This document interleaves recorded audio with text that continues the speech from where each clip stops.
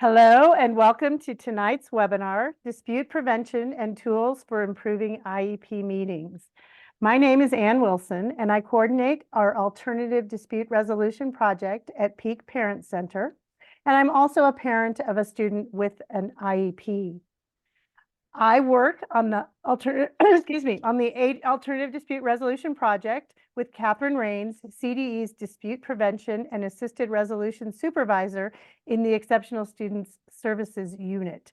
We are also joined by Ellen Sutton from Show and Tell, an important resource for families in the Denver metro area. Before we get started, I'd like to go over a few items to help you participate in today's webinar. Please remain muted during the presentation. If you have questions or comments, please put them in the chat. We're not able to answer questions specific to your personal situation in the webinar, but please use the one-to-one support that is available through Peak, CDE, and Show and Tell, and we'll talk about that more later. To view the live transcript, click the CC button at the bottom of your screen. Spanish interpretation is available. You can access it by clicking the globe at the bottom of your screen. This session is being recorded and will be posted to our website for viewing later. Peak partners with CDE's Alternative Dispute Resolution Project to help families and educators learn more about facilitation and facilitative skills.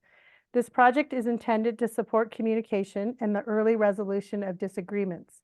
We acknowledge that there are conflicts where the dispute resolution processes provided under IDEA are needed. Peak Parent Center is a training and information center and does not provide any legal services or legal advice, and this webinar is presented for informational purposes only.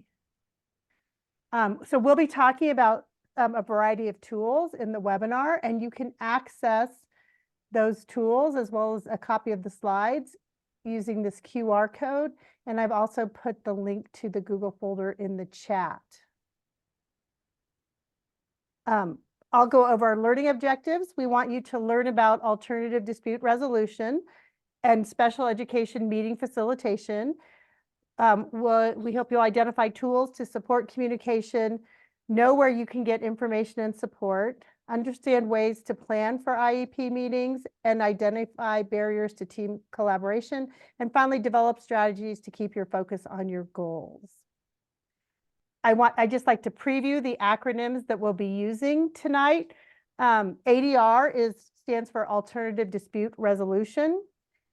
In the resource page, there's some resources from CADRE, which is the Center for Appropriate Dispute Resolution in Special Education, and that's our National Technical Assistance Center.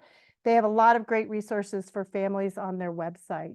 CDE, Colorado Department of Education, FAPE equals Free Appropriate Public Education, IDEA, the Individuals with Disabilities Education Act, and IEP, Individualized Education Program. And Kat will kick us off with an introduction to CDE's ADR project and facilitation. Good evening, everybody. Thank you for joining us tonight. As Ann mentioned, we work together to show collaboration between this project with Peak and CDE. The first thing I'm going to do is give you just a quick little history about what's underneath the umbrella of ADR as far as CDE is concerned, and then walk a little bit through the benefits of special education and also the hurdles that we face, starting with the benefits of special education, then also talk a little bit about the hurdles that we have in special education and why ADR is such an important piece of what we do there. So the benefits of special education are really similar to those of general education. And it really is what opens doors to possibilities and to help our kids grow up to be part of society when they're done with their school age years. It also provides students with disabilities opportunity to get quality education that really lines up with their unique needs as learners. One of the most powerful things about special education is the multidisciplinary team-based approach that's represented by the IEP team that is used to assess the strengths and needs of our students. The cool thing about it is that each team member really brings their own important information to the meeting and provides an understanding through their unique lens of the student, not just what the student needs, but what the student needs to support their access of education. It's also this one little multidisciplinary team-based approach part that I think leads to a lot of the disagreements that we do see in our IEP teams as well. Next slide.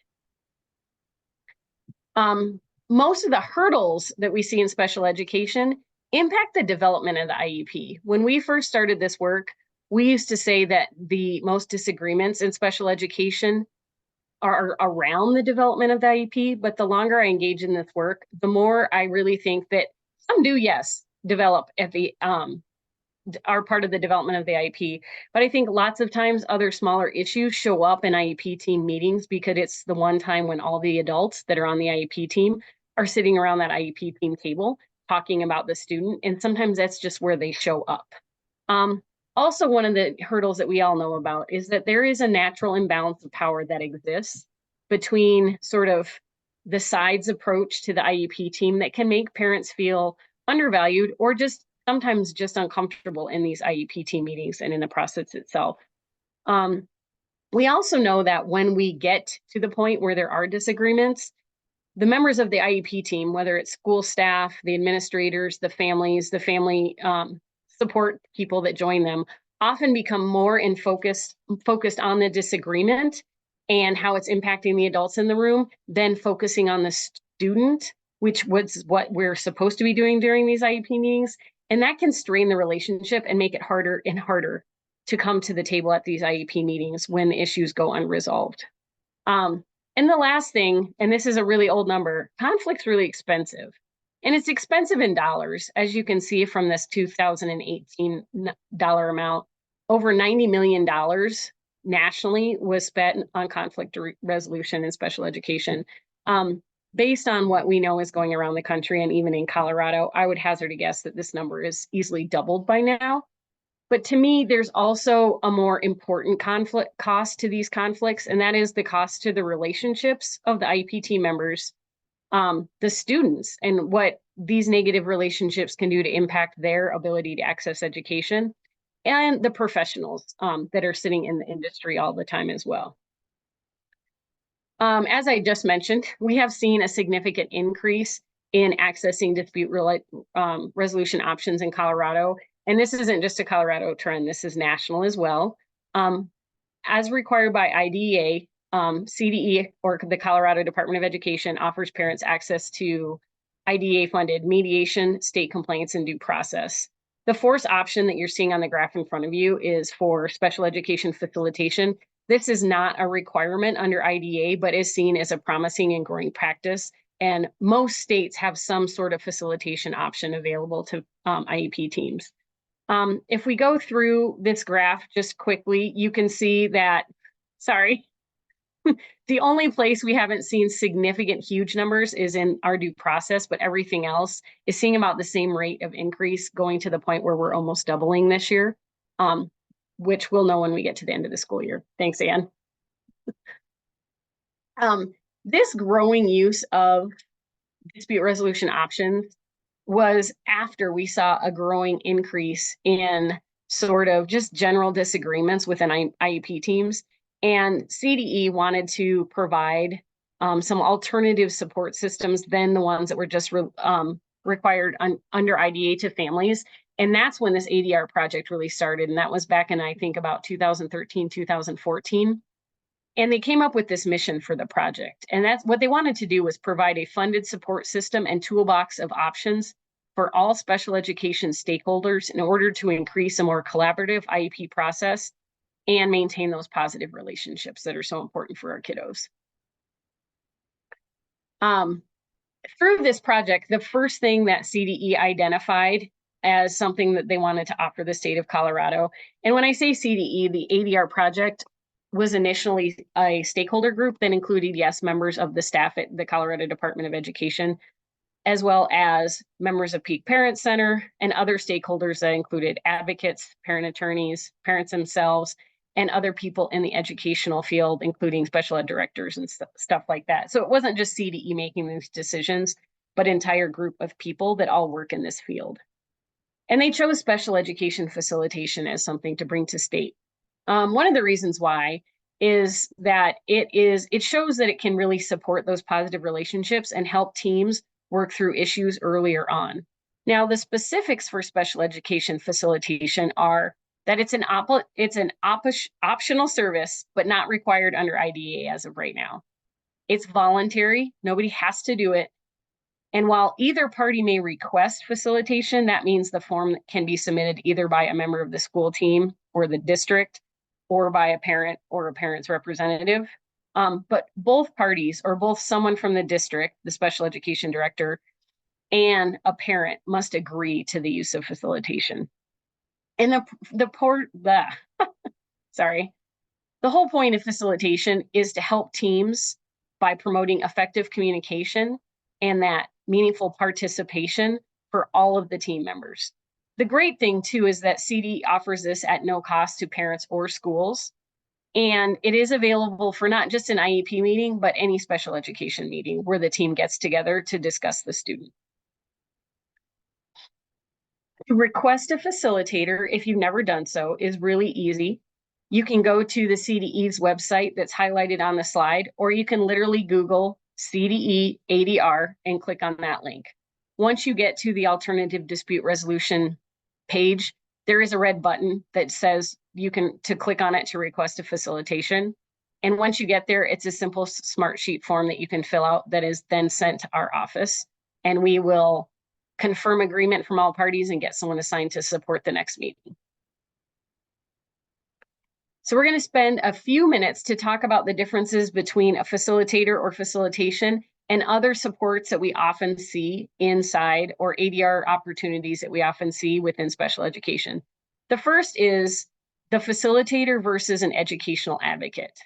A special education facilitator is serving that role as an impartial third-party neutral that is there to support the meeting process, while the educational advocate is there to represent the family's interests. They too can support the meeting process, but really they are there to look at the content of the IEP from the parent's perspective, with the parent, and help make sure that the needs of the student are met.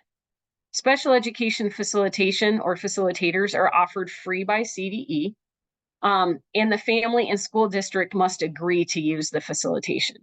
An educational advocate may or may not be free. There's some organizations within Colorado that do provide advocacy support that is free of charge, and then there's others that require different levels of support and payment for their services. And in this case, the family decides whether or not to use an advocate. As I mentioned before, there are 3 required dispute resolution options under IDEA.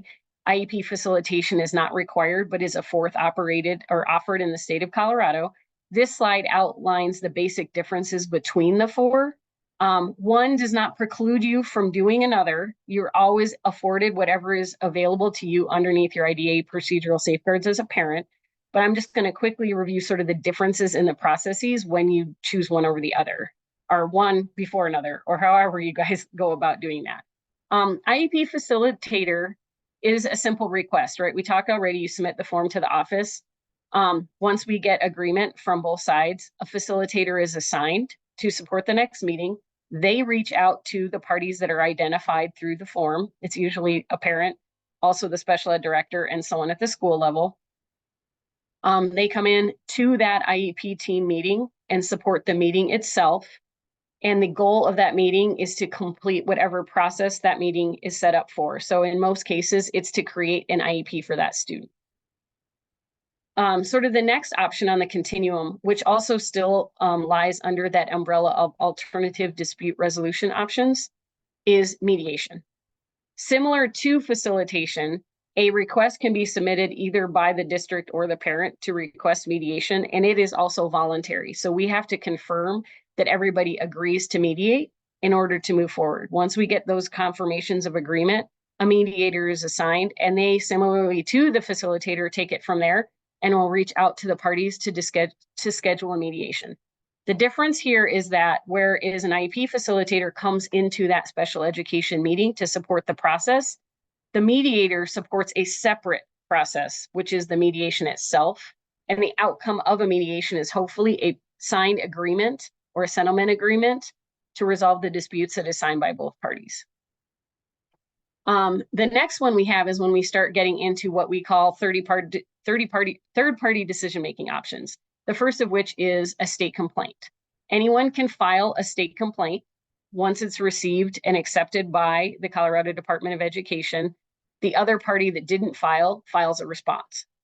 The complaining party, or the person that initiated the complaint, can also file a reply to the response. After that, a state complaint officer that works for the Colorado Department of Education, our state complaint officers are all licensed attorneys, conducts the investigation within the timelines allowed by IDEA, issues a decision, and within those decisions, if there is a finding of a violation of any kind, it would include any orders of corrective action that somebody had to do in order to resolve the issue. The last one we have is due process. Due process is the one that probably takes the longest, and is the only one that's done outside of CDE. The due process forms are received by our office, but the hearing itself is conducted by an administrative law judge. Before that hearing takes place, the LEA, which is the school district or the administrative unit identified in the complaint, conducts what's called a resolution meeting. Parties may choose to use mediation instead of a resolution meeting, which we see a lot of in our office. And again, after the hearing is conducted, then the ALJ issues a decision. As you saw from the numbers I posted earlier, this is the one that has the least amount of access. This is the one that's accessed the least amount of times currently in Colorado. Okay, so the next comparison is just a quick comparison of facilitation versus mediation. Again, you do not have to access one in lieu of the other or anything like that. One of the things that is different, but between the fact that facilitation is not required under IDEA, is that it happens in the actual IEP meeting. So when you request a facilitator, they show up to the actual IEP meeting itself and support that team working to consensus around that student's IEP. Whereas mediation is a dispute resolution option that is required under IDEA and is a separate meeting or something that's outside that IEP process. If parties agree, they sign an enforceable agreement, and sometimes, or a lot of times, that may make them have to have an IEP meeting, right? That could be part of the agreement. But those are the big differences between facilitation and mediation. And now it's Anne's turn again. Okay, and I'm gonna get into some of the tools, as I mentioned. But I'm gonna start with starting the school year, because your IEP meeting can happen anytime during the school year, and often it will happen with your IEP team, and then you'll start the school year with a different IEP team. So there's some things you can do early to kind of hopefully make your year go better. So get to know your new IEP team. And this is a diagram which kind of represents that everyone has a role. This is the multidisciplinary team.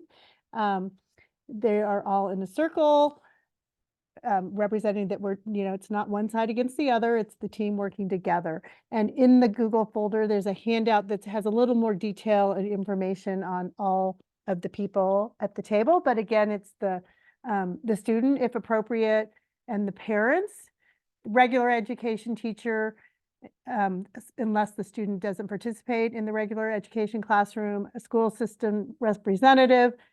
If the student is of transition age, and transition services will be discussed, you may have a transition service agency rep, the special educator or interventionist if the student does not have a special educator, person who can interpret the evaluation results, and then others with knowledge or special expertise about the child. And I'll talk about that a little more in a minute. One of the things as you get to know a new team and you're working with new educators and professionals is to just be clear about your own communication needs. And we have a tool that's a guide to meeting with me. Sometimes we don't actually think about what we need, and we enter the meetings, or the communication get frustrated. So you can think about how you communicate best and what you might need to support communication. And you can use this form as a way to think through it. You could even share it to help let the team know what works best for you. And it's also good to kind of get you thinking about what you might want to know from the people. What's the best way to communicate with you? How long does it usually take to respond? Because sometimes when you're impatient to get information, that you can start to think they're not responding because of what you're asking when maybe that's their usual response rate. So we have this guide to meeting with me in the folder. And also, you know, the IEP, at the beginning of the year, the team has a lot of IEPs to review, and there's a lot of information in there. And so you can share key information to help the team see sort of key information and things that you want them to see about that human side of your child. So you can share information about their strengths, challenges, strategies that work. Some people create a one-page profile, and there's a link in the slides to some examples. And there's also a link to Shelley Moore is a person, I don't even know how to describe her. She's very active in promoting inclusion, but she created a seed packet, which is another way to describe what helps your student grow. And she used the idea of a seed packet because she was talking about how plants, you know, you try and change the conditions to help the plant grow, not try and get the plant to change.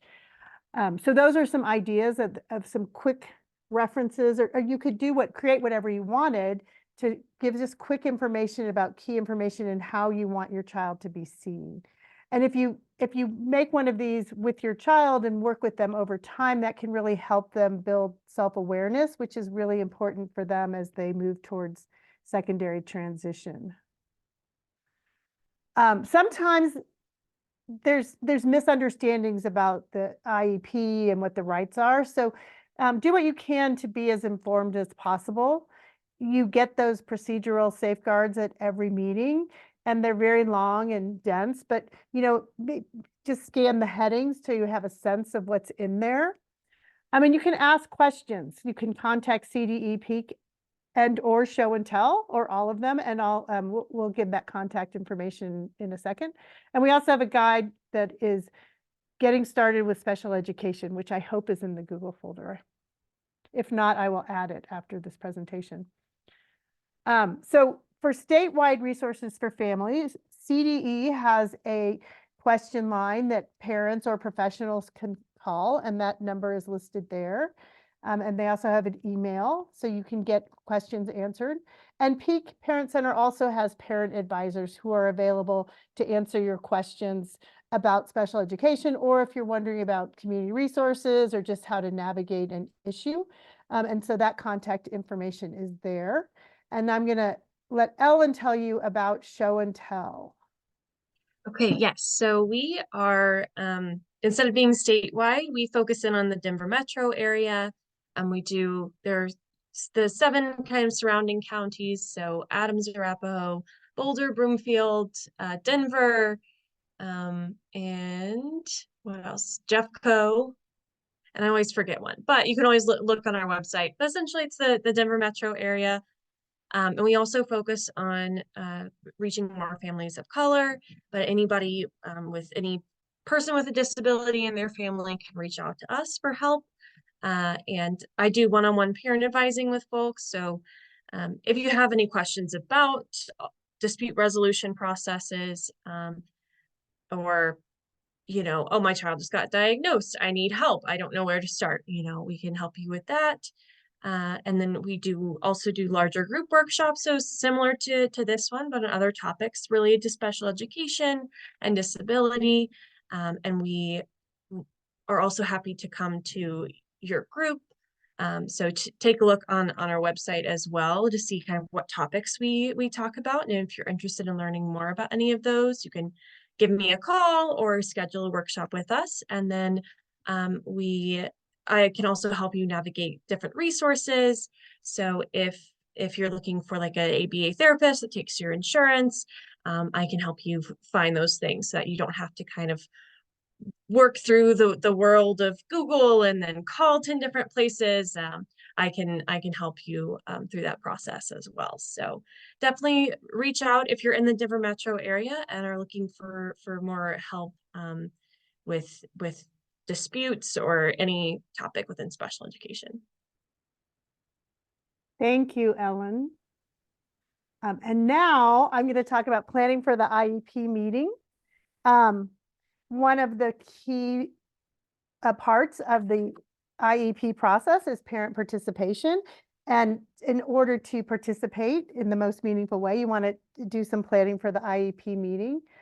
I like to start with just thinking about free appropriate public education and educational benefit. So the intent of a free appropriate public education, or FAPE, is for an individual with an IEP is to design individualized instruction with sufficient supports and services for the student to receive educational benefit. The reason we talk about educational benefit is that that has been established as part of the standard for FAPE. And we have a Supreme Court case from 1982 that established a two-prong test for FAPE. And the first part looks at the procedural requirements and whether those have been met. And those are things like, you know, the timelines, providing progress monitor, the things that you can just kind of say yes or no, they did those. And then the substantive part is whether the IEP developed through IDEA's procedure is reasonably calculated to enable the child to receive educational benefit. So that's why we're thinking about educational benefit. And more recently, in 2017, we had some clarification of that FAPE standard and what educational benefit meant. Some courts were interpreting it as a very small amount.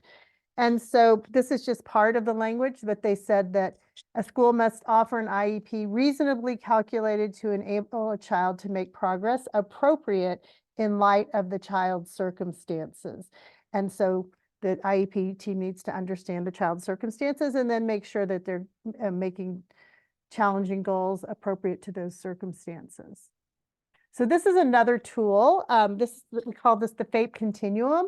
And this is a nice visual that kind of lays out the process. It starts with the evaluation, which we know that you start with an evaluation to be determined eligible, but then you're always using evaluation data throughout the process. You'll determine present levels and need, establish measurable annual goals, determine the services in the least restrictive environment, including accommodations and modifications. And the goal of that is to achieve educational benefit.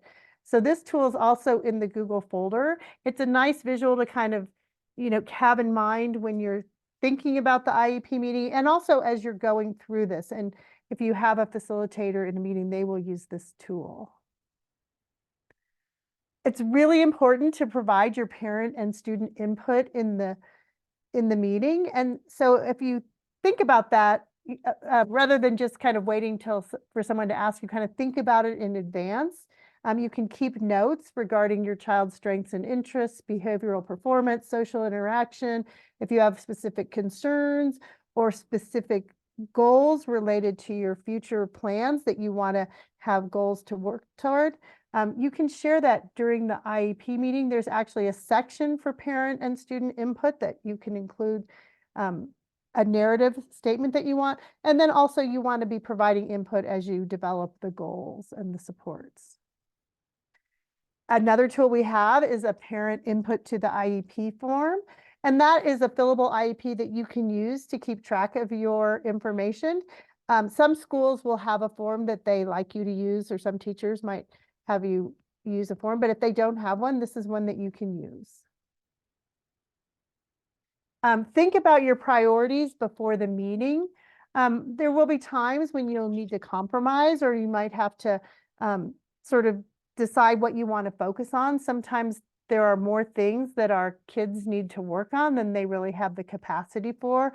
So you want to really think about what is a priority for this annual plan, and think about what you really want to have in your plan. And some things are kind of more like, I'd like to have this. So think about that and focus what's important to you and what will help your child move forward in the direction you are planning to go. And Kat will talk about positions and interests, but that's one way to kind of think about what you really need and what you have more flexibility on. Think about your questions. You want to communicate with your team throughout the year, but as you're preparing for the IEP meeting, think about what questions you have and actually make a list of those. I know that I often, once I get into the meeting, I get distracted, focused on the meeting. And so I will forget to ask my questions unless I've written them down. So I like to make sure I have my list of questions and then I actually kind of check them off as I go through them. So you can create your own question bank. And then we also have a handout that has some questions that you might use to get more information in the meeting. Sometimes we talk about asking clarifying questions. That can be a way to get more information for the team to work on, and that sometimes is better received than some other ways to communicating. As I mentioned in the IEP diagram, you can invite someone who knows the child. And so a lot of parents talk about how difficult it is to go to that IEP meeting and feeling like there are so many people who represent the school. So you can invite other people, and if that will help you feel more comfortable and help you to feel better about participating in things, take advantage of that and invite a friend or a relative. That is also how you might invite an advocate, as Kat was mentioning, or if there's an outside service provider who knows the student really well and can provide information to that multidisciplinary team, think about inviting them. If you do want to invite someone, let the school team know who will be attending the meeting. And then just remember that if you do choose to use an educational advocate to represent your interests or guests, they don't replace the parent voice. That parent voice and that parent participation is an important part of the IEP. And so even though there are other people who will come to support you, they don't speak for you. Think about think about how you will say things. Sometimes this process can be emotional. Sometimes there's different views of things. So just remember that language is filled with emotions and values. And sometimes people will use language that they know will cause frustration or, will kind of elevate the level of emotion in the meeting. And sometimes what you say may cause the person to react and become defensive, and that kind of gets us off track from moving forward to develop that plan of supports. So a skill the facilitators use a lot, but it can be helpful for parents as well, is reframing. And from the parent perspective, you're not going to be facilitating the meeting and sort of redirecting things, but you can still think about if there's something that's really bothering you. For me, if I know something's really bothering me and I want to bring it up, I'll sort of think about how I want to say about it. And so the process is sort of to decide what the important part is to you, and then frame your statements to focus on what's important rather than how you feel and the emotions that the topic brings up. So if things get off track, you can sometimes reframe what you're saying to bring that conversation back to the topic.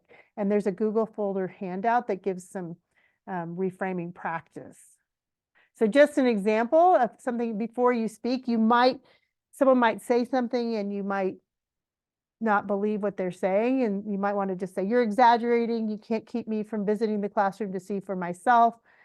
But you might want to pause and then maybe say something like, I don't see the behavior you're describing at home. I'd like to observe what's happening. There's not a right way to do it, but it's sort of trying to make your statement less charged and make it more about working toward a solution.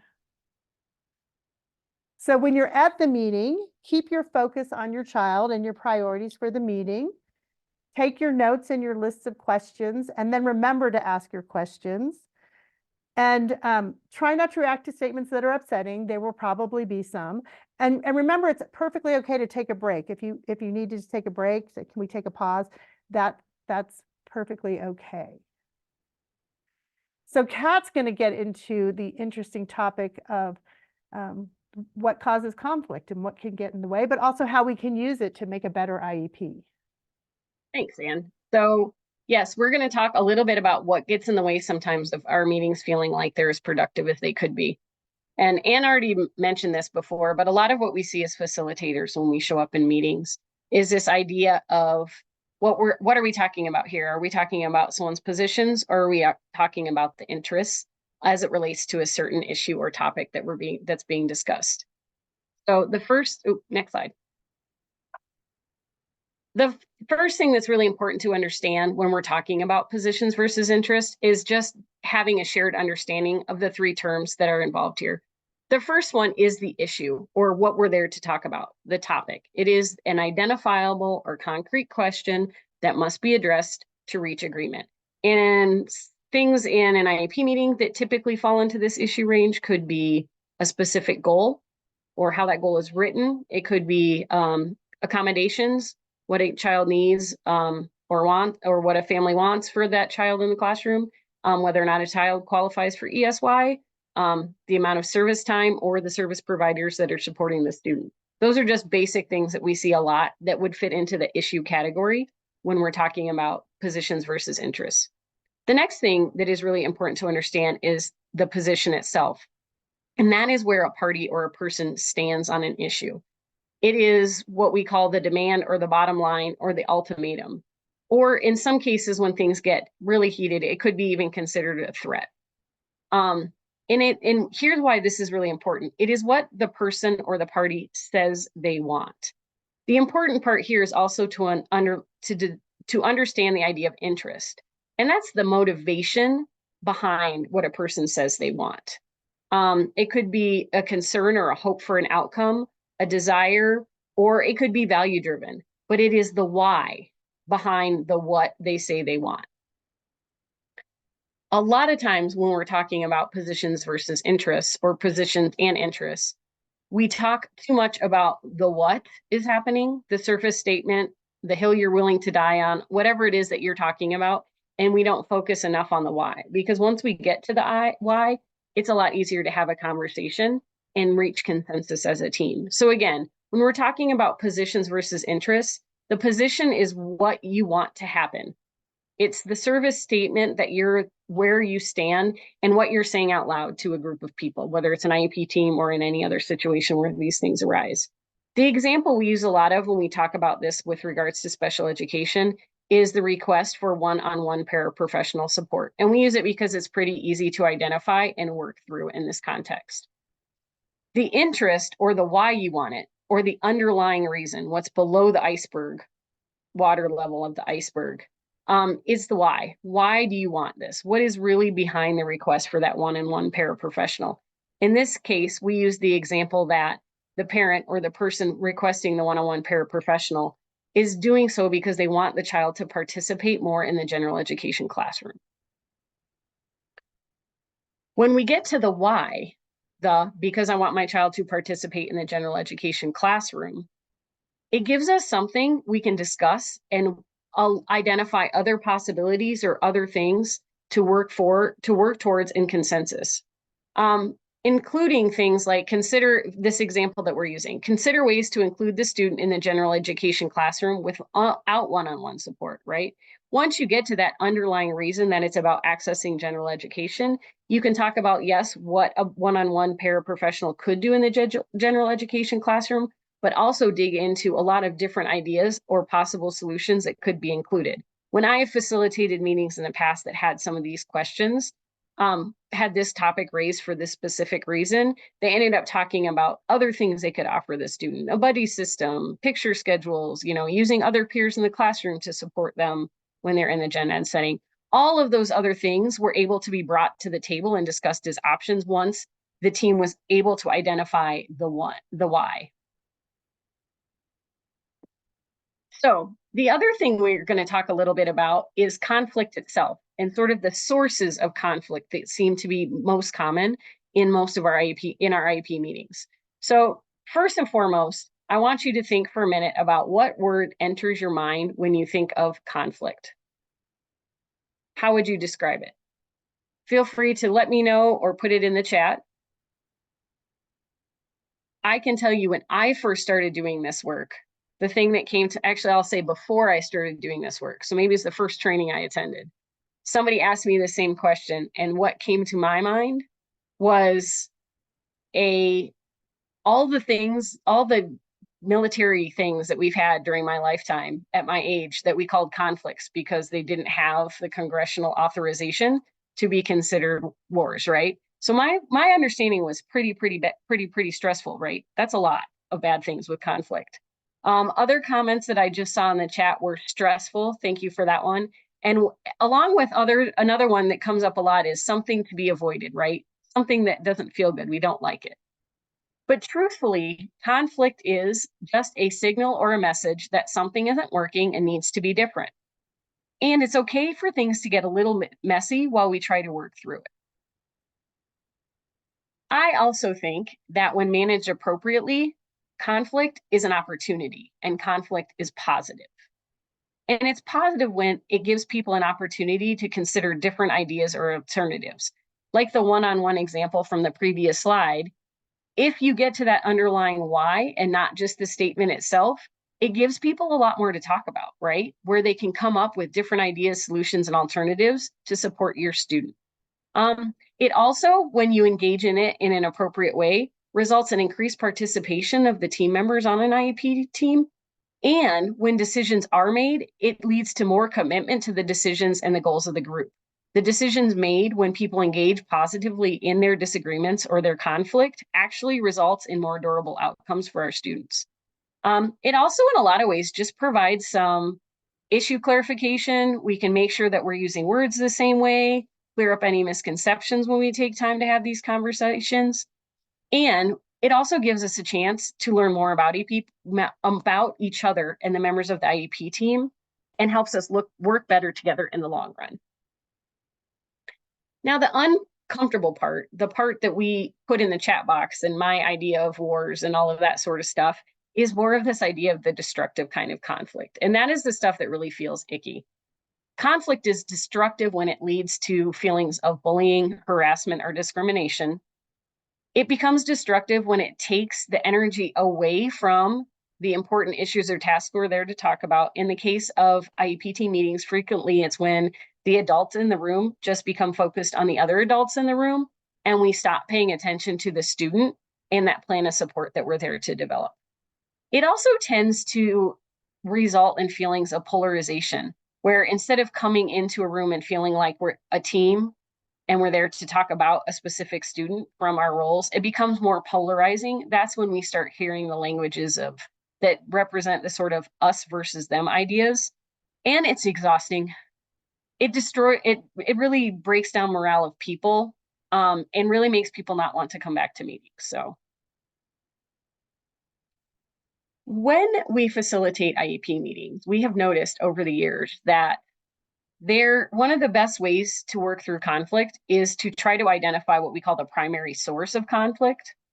Now, a lot of times, especially by the time someone like me comes in to support a team meeting, there's multiple sources that could be part of the conversation at that point, but identifying the primary source gives you a first opportunity of where you're going to have to do some work to help the team engage and work through areas of disagreement. So in the Google folder, you have what we call the conflict wheel, but we're going to go through each of those identified on the conflict wheel with a little bit more information and definition about what you could be seeing in your meetings. The first one is pretty standard, and that is emotions. And I always say by the time I show up, emotions are always part of the conflict. And that's because by the time a facilitator is brought into the picture, the issue has probably gotten to be a little bit more elevated, not escalated yet, but it's become more of a concern. The example here, my daughter needs a one-on-one paraprofessional so she can stay in the regular classroom with her friends. That's a lot of emotion behind that statement about what that parent wants for their child, right? The next one is power. We see this in a similar statement, like, I'm the principal, I'm in charge of student safety. Don't bring that student back until we can be sure it's safe. That also includes that imbalance of power that can be felt, either perceived or real, that so often is part of our IEP team meetings. A third one that is really, really common, especially because we all have had our own experiences with education, both in our own childhoods, previous experience with our children, and things like that, is history. That could be a statement such as, you don't care about my child. It was the same way when I was sent to this high school. No one respects the student. That says that some of this conflict could have been started way, way, way, way, way back when one of these parents when you as a parent were actually an attending at that school or having your own high school experience. It may not have been positive. Next slide. Some of the other ones aren't as obvious. One of them is structure. And this is one that comes up a lot when we're really getting into the nitty-gritty about how to support children as far as scheduling and things like that go. An example of is a high school on a block schedule, and there's not enough time for your child to retake the 2 classes he failed before graduation. When you get to these sorts of conflicts that are structure-based, when you help a team work through them, or when you're going to be in that meeting yourself and having that conversation, this is where creativity and working around the structure can be super helpful. Values. This one is difficult because we're not going to change someone's values, and value statements or negative statements that could make someone feel like you're attacking their values are very hard to work through. So an example of this is we expect parents to do their part, like helping with their kids with their homework, getting kids to bed on time, responding to phone calls. Your child will be more successful if you followed through at home.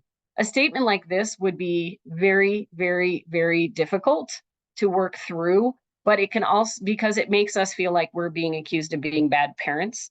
And sometimes this stuff tends to come into our meetings, sometimes not on purpose, sometimes on purpose when we get to that language is loaded part that Anne was talking about earlier.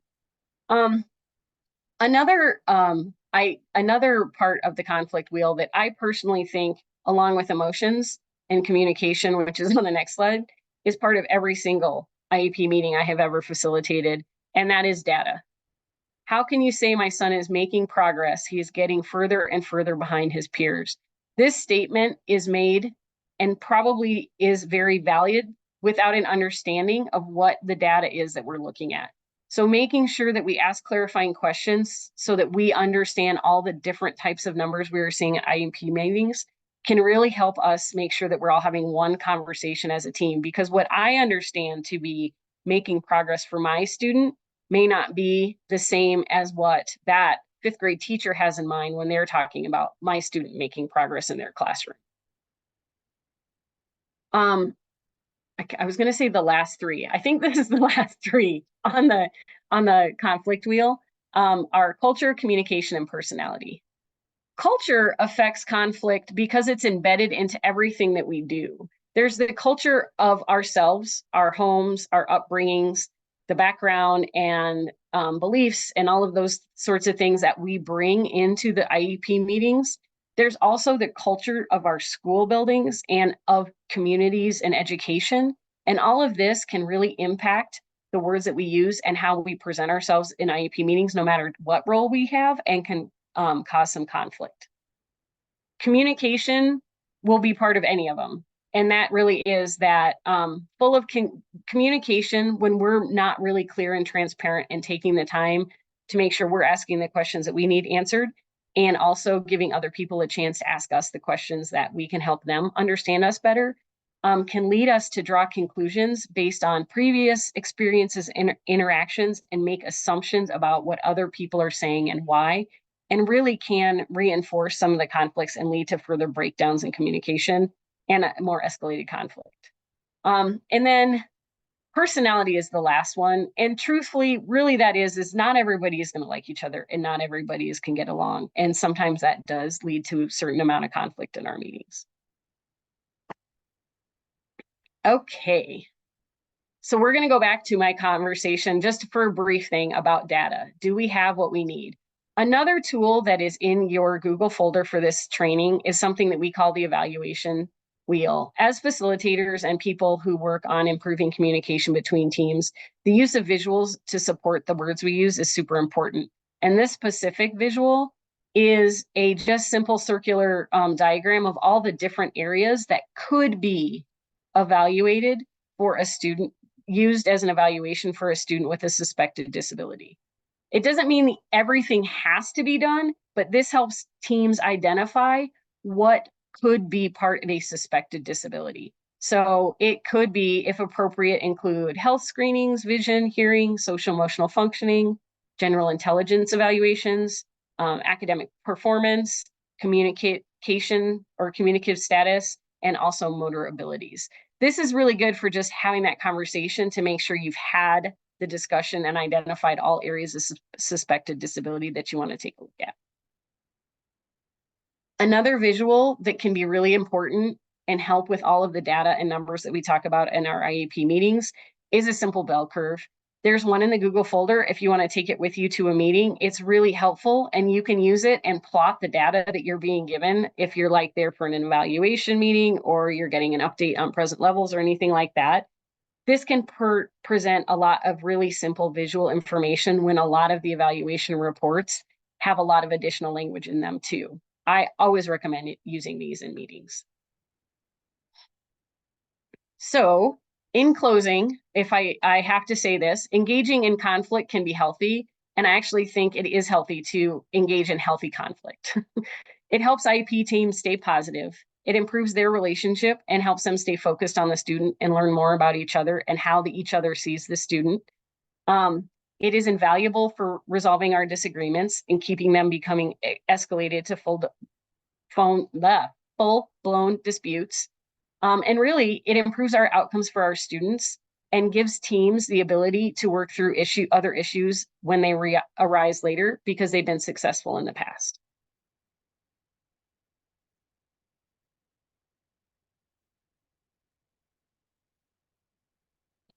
Here's just some additional resources if you're interested in more information about any of these topics.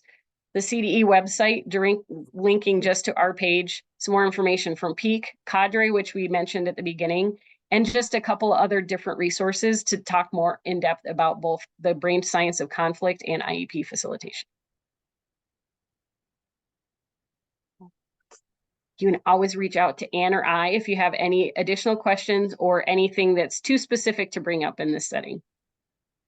All right, thank you, Kat. And then just to let you know, we have one more webinar in this series, Preparing for Transition IEP Meetings. That will be next Tuesday from 6 to 7 p.m.